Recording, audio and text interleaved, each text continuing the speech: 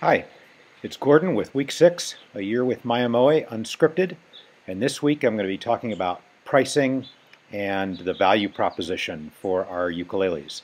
As you may be able to see, I've escaped the cold and powerless Washington for Southern California, and it's a nice change of pace for a few days. So recently I had a conversation back and forth with a person that just ordered a ukulele. And one of his comments was that he thinks that we are underpriced by some significant amount. And I agreed with him.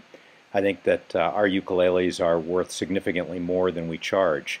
But it really brought me back to what we decided when we started the company and some of our guiding principles.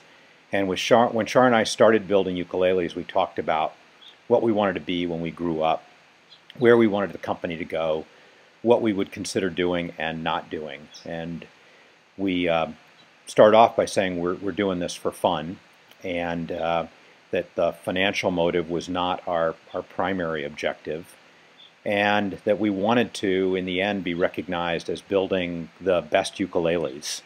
And we also wanted them to be accessible, and we also decided that we would not ever go overseas, so have them made overseas and brought back here and just put our name on them. Rather, we wanted these to be hand-built instruments. And that's really what drove us from the very beginning. And when we thought about a price point very early on, we thought that $1,500 was about the right price point. And we realized that other comparable, let's say, handmade ukuleles sell for $2,500 to upwards of $5,000 or beyond if there's a lot of customization.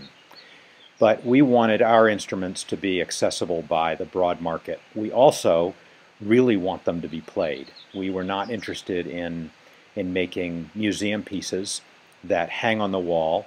People are afraid to play them, and in fact, I think the higher priced instruments tend to turn over more in the resale market. We wanted an instrument that people just felt comfortable taking on a trip with them, taking on the airplane, taking to their local jam and playing. And if something happens to it, then well, then we'll fix it. So that really that drove our thinking about where the instrument is priced and really, I guess, how we market it. And I talked a little bit about that last week, knowing who is your customer and who isn't your customer. And we decided that our top priority was the tone and the playability of the ukulele. And we love the way our ukuleles look, but we like to let the wood speak for itself. So in our case, I think the beauty of the instrument is due to nature and not necessarily what we do. And I also think that if you're looking for if your top priority is the looks of your instrument, then you're probably interested in custom inlay and other aesthetic work. And I don't necessarily believe that that is our specialty. And when we talk about the customers that we want to serve versus those that are not our customer, I think the people that are looking for absolutely the best, most stunning ukulele with inlay work and the like are looking for that museum piece. And I think there are other builders that are more appropriate for that customer.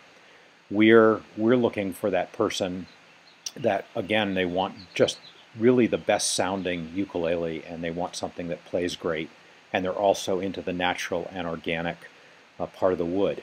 And so that's where we will continue to drive our designs. It's why we continue to refine our aesthetics, and I think we will always, not our aesthetics, but our acoustics and our tone, and I think that's where we will always put our energy into experimentation, is the tonal design and characteristics of our instruments. So from sunny Southern California, that is week 6, and I'll see you next week. Bye-bye.